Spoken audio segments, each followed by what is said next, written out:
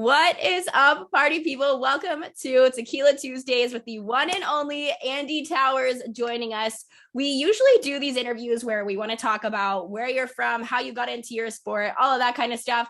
But I think that that's all been covered for you in interviews before. So we just really want to know who Andy Towers is and how you got to be Andy Towers, I feel like, because some of our questions are lacrosse related, but I feel like they're all just a little ridiculous. Well, I don't know how to answer that question other than I guess I'm just a net result of my family and friends and of my the situations that I've gotten myself into and gotten myself out of over my 53 years on this planet. I just think that we were just talking about this when you joined our call, but we have been so excited for this interview. We had a little bit of a delay, but honestly, you could have been like, hey, Tuesday, 3 a.m., let's do it. And I'd be like, yes, yes. Love it. 3 a.m., it may have been a little sloppy, but I like your enthusiasm.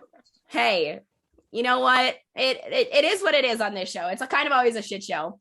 So obviously you guys started 0-3 on the season after this weekend. You guys did that last year. Probably no concern because you guys won a championship last year.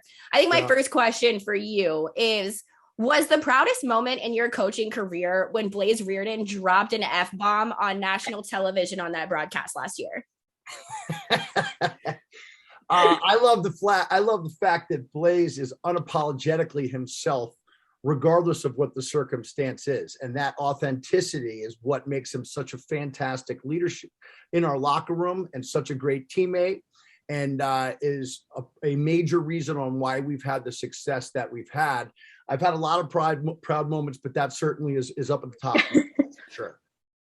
It's a good one. Now, what was the celebration like after winning the championship? It was really one-sided, all in our favor. You probably had one beer. Listen, we put our foot right on the gas and floored it until we stopped, which for my wife and I and James Towers, we made it till about, 10:30 or 11 o'clock that night. I know some of the younger bucks ran a little deeper, but let's face it, it started at about 2 o'clock in the afternoon, and between the Pink Whitney and the Bud Lights and the sheer jubilation of accomplishing our lone goal, we were not afraid to cut every tree down that was in our way. Hell yeah. Okay, so since it's still early in the season, I thought that this would kind of be a fun hypothetical to ask. Great. If you could trade teams for one season with one other coach in order to either have fun, win a championship, get to know some guys you think are just a really cool group of lads, which team would you want to coach for a season? The New York Rangers. Let's go, Rangers! Let's fucking go! Yeah!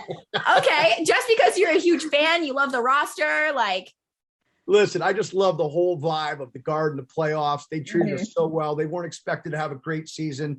James Towers and I were able to make it in there for Game 7 of the Pittsburgh series, which was the best sporting event that I've ever been a part of watching. And the Garden, the crowd, the whole season was electric. And even though we fell just short against the Lightning, I do believe that we're going to be back and we're going to be in position to win it all next year. Absolutely. Sarah, you got one lined up? If not, I do. I would say I just have all the questions we have about hypotheticals here, teammates, players. I don't know if we want to get into those right now. Heck yeah. Let's get into it. Why not? Let's do it. Okay. All right. My first one is, who is the funniest person on your team besides yourself? Wow. Listen, thank you for that compliment. I appreciate it. This is tough. So unselfish. So unselfish. We have a lot. That was a very tongue-in-cheek huddle that the peak in. That was Smithers being dead serious that he would maybe just go to his offhand so that the re-dodger could go to his strong hand. And I felt that we needed to address those for that level of unselfishness. So listen, I think we have a lot of guys that are very, very funny. Certainly Jared Newman jumps out. Jack Rowlett jumps out. I think that Ian McKay is quirky, weird, funny. That's what we like around here. I think Matt Panetta. I might have to go with assistant coach Matt Panetta. Wow. Who his best friend and one of our former teammates on Team USA said about Matt Panetta. He said, you know what? Nuts knows he's mint. He just doesn't know why he's mint. And that, in a nutshell, describes Matt Panetta. But as funny as the players are, I'm going to go with assistant coach Matt Panetta. Love it. Right, there we go. Okay, so that kind of leads into my next question, just because I kind of want you to talk a little bit of shit. Okay. If you had to pick 3 guys to drive from New York City to LA in a car with you, you have to spend that entire trip in the car with them. 3 guys you would choose and 3 guys you would absolutely not choose on your team. Who do you not want to be in a car with and who do you want to be in a car with? I would choose Matt Panetta. I would choose Jamie Hanford, and I would choose James Towers. Those would be my 3 that I would travel across the country with. Okay. The people that I would absolutely not choose. Wow. I mean, let it loose. Listen, that puts me in a dangerous position. That's why I asked. It might be the same 3 guys, to be honest with you. I don't know. I honestly, who would it be? I don't know if I can answer that question on record and still be able to verbally recover after the fact. So I am going to politely deny answering that second part of the question. I'm just going to assume it's everyone but those 3. Listen, you can assume all you want, and you're actually right some way. I don't know how, but you are. All right, that's a very diplomatic answer. Thank you. Thank you.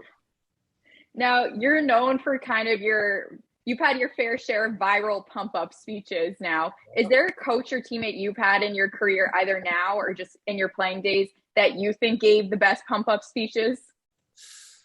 Wow. Hard to say. I think that pump-up speeches, I don't know. My high school coach, Coach Benedict, was very, very good. He kind of had a different angle in the way that he pumped us up. He would sort of challenge our, manhood and sort of challenge our character. My approach, honestly, it kind of makes me laugh to hear that some of the things that I say that I oftentimes don't really even remember saying until I see it after the fact. I try to draw parallels from my past experiences that have something in common with where our team is at currently, or with who we're actually playing in that upcoming game. And sometimes those have been very impassioned and have hit the right chord, and social media gets a hold of them, and they take a life of their own. And but they always make me laugh when I hear them after the fact, because as my son James, who's in the locker room for a lot of those, says, they start sort of soft, and at the end it seems like I'm screaming, and I'm excitable because I feel like we're ironing out our plan to get the desired result of winning, and I really want to win. I love that answer. So pulling away from lacrosse for a second, sure. We love to ask people if they identify with one animal. What do you think that your personality, what animal do you think you identify with? It's definitely a French bulldog. Oh, okay. We haven't gotten that one before. Why? Because they have a ton of confidence. Love it. They're very true to themselves. They're stubborn, but they also are smart enough to recognize that when people are out for their best interests, that they need to turn into the skid and create a liaison there instead of digging in and doing it the way they want to do it. Great answer. Thank you. Love that. Thank you, ladies. I like you. And so this one's actually from Joe Keegan. He wanted me to ask, what are you ranked nationally in Golden Tee? Well, my highest ranking ever was 72. Okay. And, I have a Golden Tee machine in my house that I bought in 2014. And while it knocked me out of front runner for parent of the year, it did allow my handicap to get really low and allow me to make progress towards a big secondary goal I have behind winning the PLL championship again, is to win the Golden Tee World Championships in Vegas. And in order to qualify for those, you got to be in the top 64. And to be honest with you, I was really close a few years ago, but I just haven't had enough time to continue to pound away. I think that I will get back to that when my schedule settles down a little bit, but that will probably be in the fall after the PLL season is over, hopefully in the third week of September. But we got some games to win first to even make the playoffs. But if we can make the playoffs, we're going to be a problem for some people. Mm-hmm. So speaking of the playoffs, I actually wanted to ask you, obviously you guys are going to be getting some NLL players back on your roster, definitely some difference makers. Do you have some thoughts on getting guys back, where you think that might put you as a team, especially this weekend coming up? Yeah, I think it's going to make us very, very dangerous. To be honest with you, the staff and I were very, very impressed and appreciative of the effort and the skill set and the IQ and the overall quality of play of the guys that we brought into training camp, in place of the guys that were playing in the NLL playoffs. We were very, very lucky to have, 11 guys that came up there under difficult circumstances and, put their heart on the line for us, for not only training camp, but also through weeks 1, 2, and 3. And while we did get some players back after week 1 and after week 2, we do get a bunch of our dress every game offensive players, as well as Ian McKay back, who's, arguably the best short stick defensive midfielder on the planet right now. And so, the fact is while the guys that filled in for those guys did a great job for us, we are ecstatic to get, all of our players back and finally be able to get connected as a group. And I believe that with some of the additions that we've made from the college draft, as well as the players pool, as well as,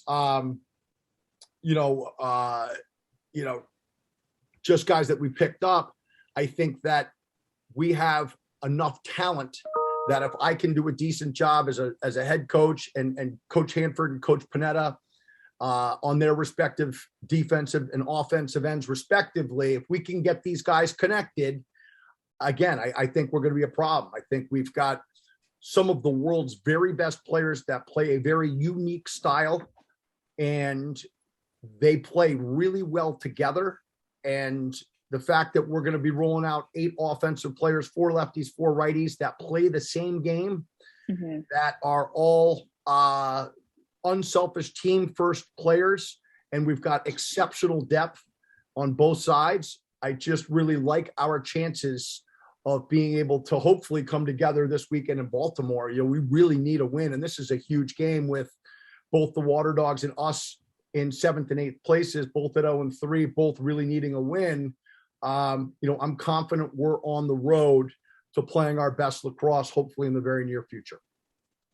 Now, we were just talking about this last week with the PLL. It's not like the NHL or MLB where you have such a margin in the difference in talent from like NHL to AHL or MLB to minor league baseball. Like the guys that you brought in training camp, like they all could be starters on other rosters. So like how difficult are those decisions for you upcoming this week with all those returning starters coming back to like kind of pick who's going to be on your roster and like make those tiny decisions? It's a great question, Sarah. It's painful because number one, you're dealing with guys that while we were very fair to them and created proper expectations, with respect to when the NLL guys would be coming back, the fact is these guys came to training camp. We were with them for a week. We were practicing 2 times a day. We had 3 games, and in a 10-game season, that's 30% of the season.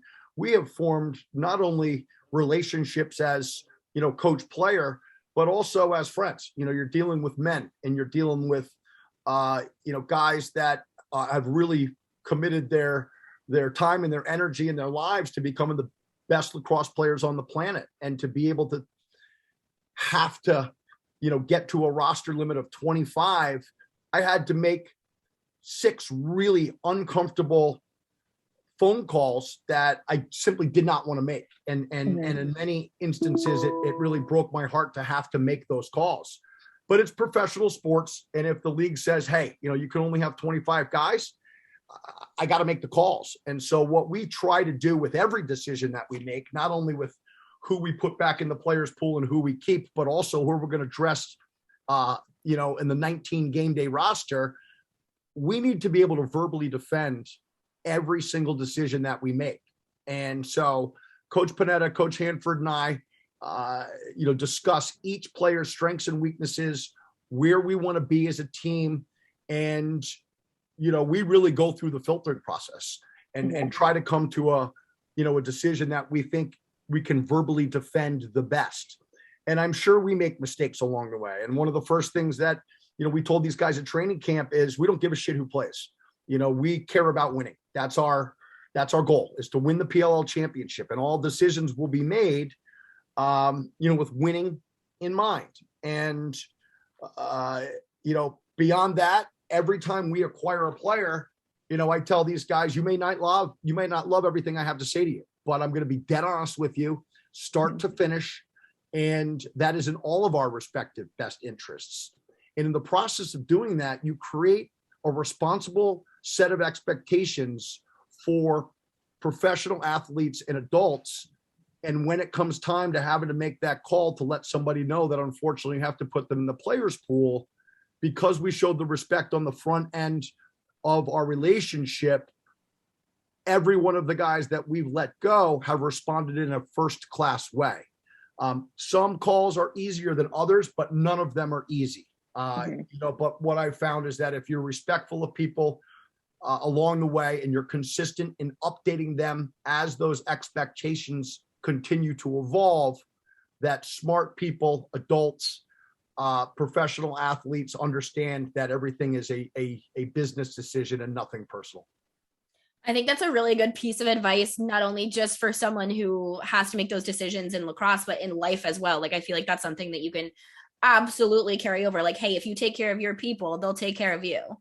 100%, Kendra. I think that, in general, it seems like, person-to-person respect has eroded a lot in the last few years. I think that COVID has done a lot to hurt people.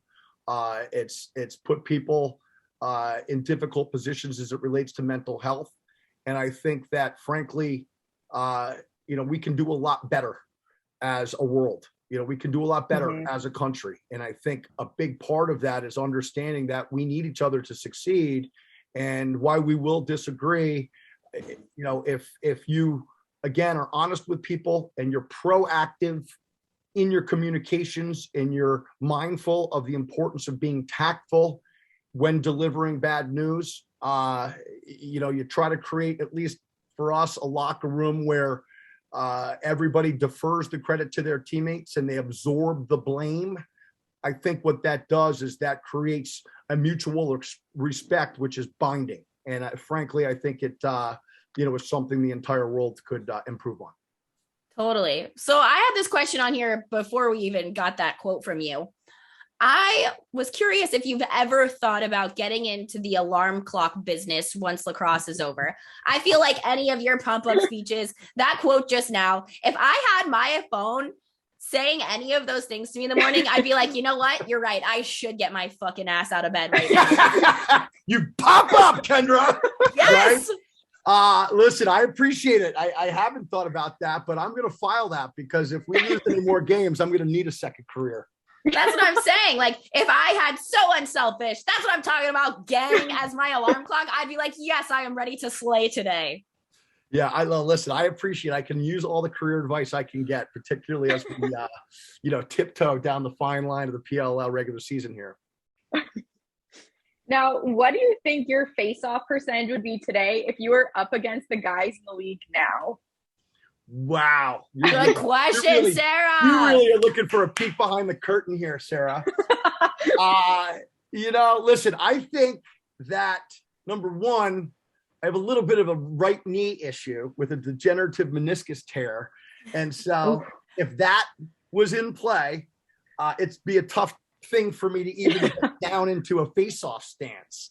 With that said, I think my technique is on point, and I think my hand speed is on point. But these guys would destroy me. I mean, the first couple of years, I would, face off against these guys, and I would, lose 25 in a row, and then I would win 2 in a row, and then talk smack until the next practice, and then be hard to find when they wanted another shot at me. Listen, I had my time in the sun. There was a point in my career where I felt that I was arguably the best in the planet, along with probably 4 or 5 other guys. But these guys right now are the best in the world, and I couldn't touch them on my best day and their worst day. That's so unselfish. So it's binding us as a group. We're getting connected, ladies. We do a segment for the PLL on our show where we judge the best game day fits and the worst game day fits. Who do you think on your team is going to have the most top of the pyramid outfits for us and the most bottom of the pyramid outfits for us? Because we are about it. So listen, I don't know you ladies very well, and I don't know what you appreciate, but I got to look personality. Well, listen, I got to say, I love what these guys do.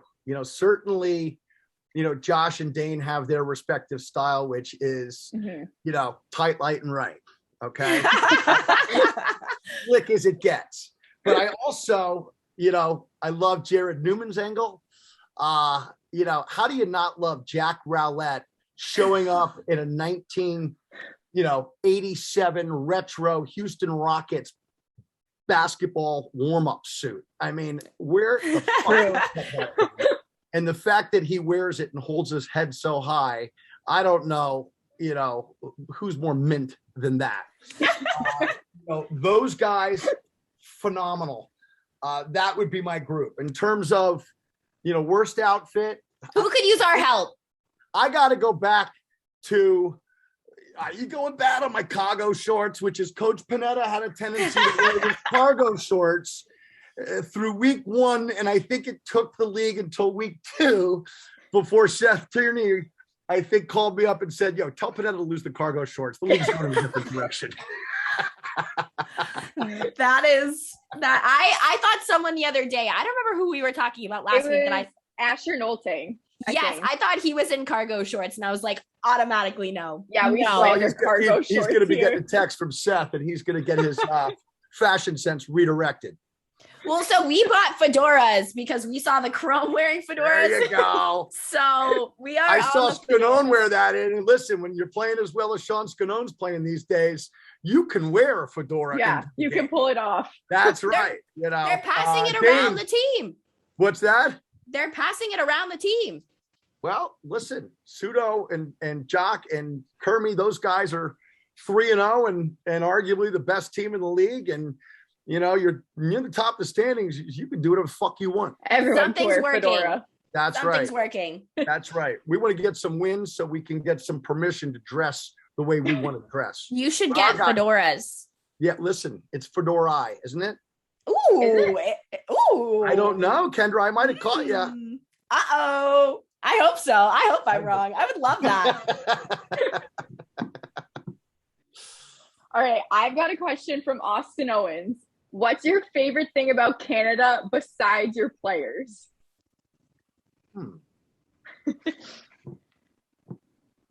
Well, maybe Tim Hortons, but maybe that's all I know. I haven't been to Canada. Tim Hortons? Yeah. Tim Hortons or Duncan? You know what it is? I'll tell you what it is. My wife and I, for our anniversary, went up to Montreal. And I don't know if you ladies have been to Montreal, but they have, it's an unbelievably cool city. And the way I kind of describe it is like, they have this park at sort of the topographical peak. Topographical. Is that what it is? I don't know what it is. I think it's topographical. Yeah. Topographical. Thank you, Sarah, for that redirection. They have like what I would sort of consider like Central Park propped on top of like the highest altitude part of the city. And my wife and I brought our bikes up there and biked around, and it was awesome. We did it in September. We got married in early September. We went up there when we were living in Vermont and for a weekend, and it was awesome. So I would say our experience in Montreal is what I like most behind our players, of course. Okay, that's a good answer. Okay, so I have one more question. I don't know about Sarah. I think you have one or two more. We ask this to every guest. Favorite seltzer, if you're going to celebrate, what are you drinking? That's so amusing. My wife loves seltzer, and she buys, well, you're referring, I know, to hard seltzers, right? Oh, yes. Yeah. No soft shit around here. But what's funny is I used to drink soda growing up, and then I started dating my wife, very, very early in our college careers, and she would always drink flavored seltzer waters. And I was like, well, I don't understand the purpose of that. I'm either drinking water or I'm drinking soda. I'm not drinking bubble water. And now I prefer that to soda. Right. So that's why I had the response that I had. I don't drink that. I don't drink that stuff. Hanford drinks that shit. I drink Blue Moon with a splash of orange juice, or UFO White with a splash of orange juice. So it's essentially wheat beer with a splash of orange juice. And I drink them 2 in a big glass with a shot of OJ at the top, and it's a Ted Kennedy. If you put that much of a career into becoming a raging alcoholic like Ted Kennedy, he should have a beer named after him. And so that guy, so we call that drink a Ted Kennedy, and that's what I like to drink. Unless it's Bud Light and Pink Whitney after a celly. I hate Pink Whitney. I'll never drink that shit again. It was disgusting. Okay. Yes. I probably would like it with seltzer, but to drink it warm on a hot day in DC after we win the championship, I mean, that was just like an accelerant to throwing up. And it was, needless to say, it had some effects that carried on throughout the celebration, and they weren't all positive. Did you feel like you were? I'm a big fan of. Did you feel like you were back in a college basement, like drinking alcohol out of a water bottle? Oh, you know what? Honestly, like when I was in the college basement, we used to drink beer out of boots. And our goalie, Steve Ayers, who was from Virginia, had these nasty cowboy boots that he never took off his feet ever.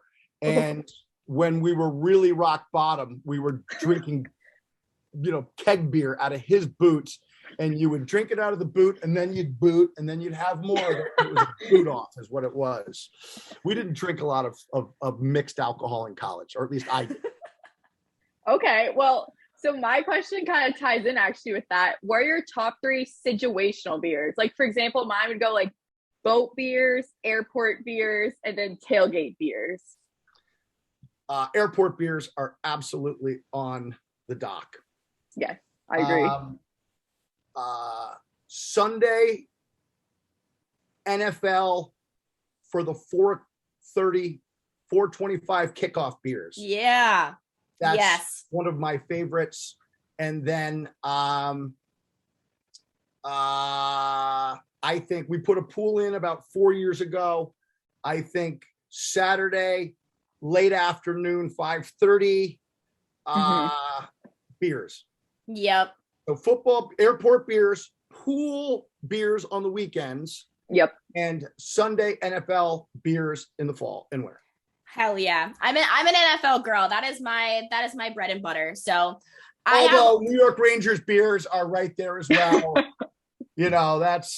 Those were also very, very enjoyable. Probably like $20 a piece though. That's right. True. They are, but they're worth it. I'd pay $40. Hell yeah. Okay, Sarah, I have one more question. Do you have anything else? I think that's all. Okay, so before we let any of our guests go, we just have to ask for a piece of advice that you would give younger you. It doesn't have to be sports related. It can be anything you want. Just what's something that you wish that you could tell younger Andy Towers? Everything that you do, people are forming an opinion on you. So be very mindful about what comes out of your mouth and what you decide to do, because people are stacking, are making their opinions on experiences that you stack in front of their eyes, both what you say and what you do. Everything carries a consequence and everything carries a benefit. And you are a perpetual work in progress. And you're either moving in a way that makes people want to associate with you, or you're moving in a way that makes people want to disassociate with you. That's what I would say to myself. The one and only ATLFG. Thank you so much for joining us today.